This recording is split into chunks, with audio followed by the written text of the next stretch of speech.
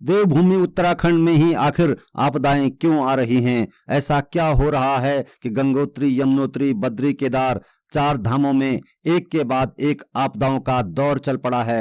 हैरानी की बात तो यह है कि आपदा आने के पूर्व चुप्पी साधने वाला प्रशासन आपदा होने के बाद ही हरकत में नजर आता है। जोशीमठ भूधसाव में एनटीपीसी की ब्लास्टिंग से नाराज लोगों ने चक्का जाम किया तो वहां कई पर्यटकों को भी घंटों इंतजार करना पड़ा।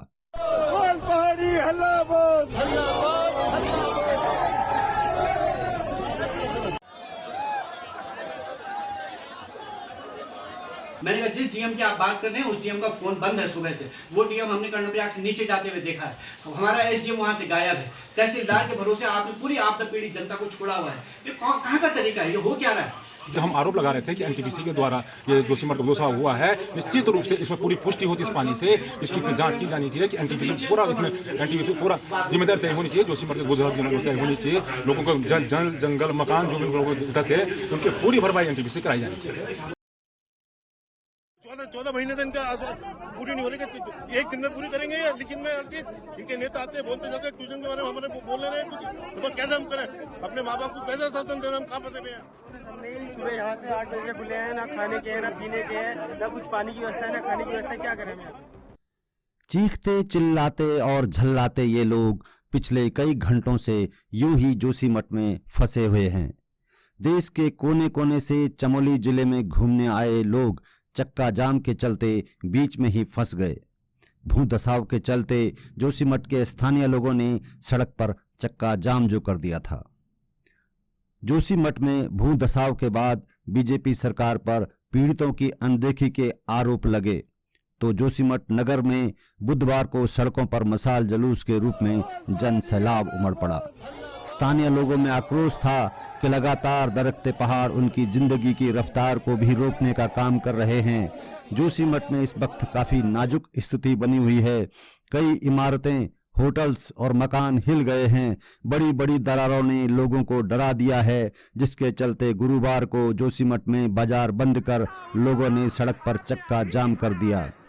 दिखाया है, ऐसा कल भी दिखाना पड़ेगा।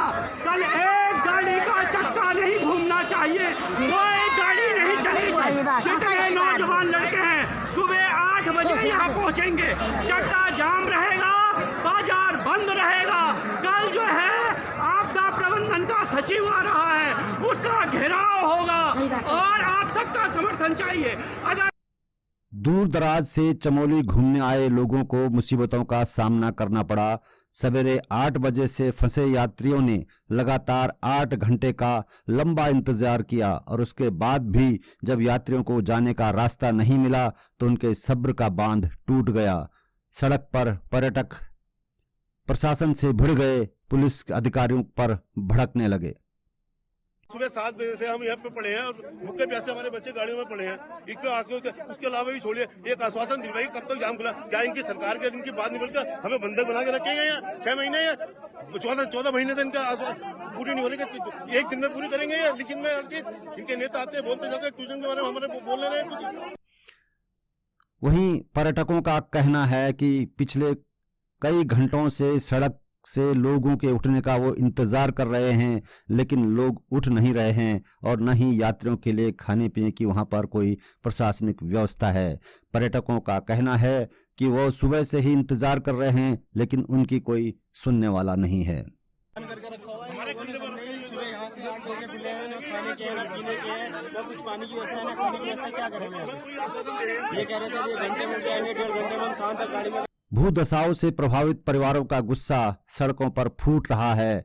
लोग लगातार बड़ी संख्या में सड़कों पर उतर रहे हैं। वहीं कुछ पर्यटक ये भी मानते हैं कि उनकी परेशानी तो छोटी सी है, लेकिन जोशीमठ के लोगों की परेशानी बहुत बड़ी है, क्योंकि लगातार जोशीमठ में भूधसाव हो रहा है। हम लोग यहाँ से फंसे हुए हैं, यहाँ पे घूमने भी जाना था, वो भी बंद हो गया है जाना। नहीं, लोकल प्रशासन की थोड़ा इन लोगों की बात सुन ले ना, आके तो वो थोड़ा जाने देंगे, हमको भी जाने देंगे। भाई उनकी भी अपनी कोई डिमांड है तो कोई प्रशासनिक अधिकारी आके अगर उनकी बात सुन ले, सरकार तक बात पहुँचाए, तो इनका उद्देश्य बात पहुँचाना ही है, मुझे जो समझ में आया है। अपनी जगह पे ये भी ठीक है। इनका कहना है कि जो एनटीपीसी के कारण टनलिंग हो रही है उसके कारण ब्रेक हो रहा है, अर्थक्वेक टाइप का सिचुएशन यहाँ पे हो रही है। लेकिन इनको एटलीस्ट टूरिस्ट को तो इनको थोड़ा सा रिलैक्सेशन देना 20 से 25 हजार की आबादी वाला नगर जो बद्रीनाथ से पहले का अति महत्वपूर्ण नगर है, अनियंत्रित विकास की भेंट चढ़ रहा है। एक तरफ तपोवन विष्णुगाड़ परियोजना की एनटीपीसी की सुरंग ने जमीन को भीतर से खोखला कर दिया, दूसरी तरफ बाईपास सड़क जोशीमठ की जड़ पर खुदाई करके पूरे शहर को नीचे से हिला रही है। एक तरफ जनता पिछले 1 साल से अधिक से त्राही त्राही कर रही है, दूसरी तरफ शासन प्रशासन मूक दर्शक बना हुआ है। स्थानीय प्रशासन के बार बार अनुरोध के बावजूद घरों का सर्वे नहीं किया गया। दिसंबर पहले सप्ताह में जब बहुत जोर डालने पर नगर पालिका को प्रभावितों की गिनती करने के लिए कहा गया। नगर पालिका सर्वे में लगभग 3000 लोगों को चिन्हित किया गया जो आपदा आने पर प्रभावित होंगे। हैरानी की बात तो ये है कि सरकार ने आपदा से बचाव के बजाय आपदा आने के बाद जनहानि का आकलन करवाया, जो बेहद निराशाजनक है। हम जो है अगस्त के महीने में आपदा प्रबंधन सचिव से मिले, क्योंकि यहाँ रहे हुए थे डीएम सीडीओ, हमारी उनसे परिचय था। तो हमने उनको फोन किया, डीएम भी थे, सीडीओ भी थे। तो हमने उनसे कहा कि साहब हम आपसे मिलना चाहते हैं, यहाँ स्थिति ऐसी होगी। तो मैं सुझाव लेके बाकायदा उनके पास गया और हमने ये सुझाव जो उन्होंने बनाए हैं, ये सुझाव मैंने ही दिए, हमारे पास उसकी चिट्ठी है। उसके अलावा ये सुझाव के अलावा भी हमने एक और सुझाव उनको दिया था। हमने उनसे कहा कि केवल जोशीमठ का मामला नहीं है, धारचूला से लेकर उत्तरकाशी तक पूरा इलाका जो है बैठ रहा है। अभी जो है रेलवे की सुरंग आ रही है, उसकी वजह से लोग परेशान हैं, 82 से लेकर के और यहाँ रुद्रप्रयाग तक। और उसके अलावा धारचूला से लेकर यहाँ सब जगह उत्तरकाशी में आप देखिए जो सड़क आप पे बन रही है, सड़क चौड़ीकरण, उसकी वजह से सब जगह। जोशीमठ बचाओ संघर्ष समिति ने विधायक बद्रीनाथ के साथ मुख्यमंत्री से मिलने का समय मांगा था। उम्मीद थी कि मुख्यमंत्री जोशीमठ की जनता के दर्द को जानेंगे, समझेंगे, सुनेंगे और फिर उस पर तत्काल निर्णय लेंगे। किंतु मुख्यमंत्री ने पूर्व कैबिनेट मंत्री, वर्तमान विधायक और संघर्ष समिति के लोगों, जिसमें अध्यक्ष नगर पालिका जोशीमठ और अन्य लोगों को जो मौके पर थे, बैठकर सुनने के लिए भी समय नहीं दिया। 1 मिनट से कम में आधी अधूरी बात सुनकर चीफ सेक्रेटरी से बात करने की बात कहकर आगे बढ़ गए। हमारे साथ जो है कैबिनेट मंत्री, जो पूर्व कैबिनेट मंत्री हैं, पूर्व जिला पंचायत अध्यक्ष रहे हैं, 3 बार के विधायक हमारे साथ थे। उनका कुछ प्रोटोकॉल होगा ना साहब, आप बैठने को भी नहीं कहोगे किसी को, ये तो हद है कि आपने उनको बैठने तक के लिए नहीं कहा। हमारे साथ नगर पालिका के अध्यक्ष हैं, हम एक पीड़ित इलाके से आए हुए आपदा पीड़ित लोग गए हैं वहाँ, 300 किलोमीटर यहाँ से अपना तेल गाड़ी खर्चा करके वहाँ पहुँचे, मुख्यमंत्री ने बैठने तक के लिए नहीं कहा। और जब मैं उनके सामने समस्या रखने लगा, 45 सेकंड उन्होंने मुझे नहीं सुना।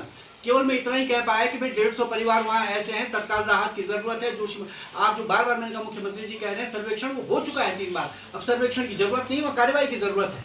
जब विधायक बद्रीनाथ ने दोबारा पूछा कि मुख्यमंत्री जी हम रुके या जाएं, तो उन्हें कह दिया गया कि चले जाओ। मुख्यमंत्री कुछ पता नहीं, हम कह रहे दावे साहब, वरना वो कहेंगे नहीं ना ऐसा कि मैं कमेटी भेज रहा हूँ। कमेटी तो आगे चली गई है, कमेटी ने रिपोर्ट दे दी है कि ये नहीं होना है, ये होना है। अब कौन सी कमेटी आप भेज रहे हैं? आज भी उन्होंने यही कहा है, वो लिखा उन्होंने ईश्वर कुमार जी ने, उन्होंने कहा कि मैं कमेटी भेज रहा हूँ और डीएम को मैंने बोल दिया, डीएम फोन बंद करके चली गई। ये स्थिति है। अब लोग ये कह रहे हैं कि सिर्फ विधायक का नहीं बल्कि क्षेत्र की जनता का ये अपमान था, पीड़ितों का अपमान था, आपदा प्रभावितों का अपमान था। जोशीमठ की पीड़ित, ठंड में राहत की उम्मीद कर रही जनता का भी ये बड़ा अपमान था।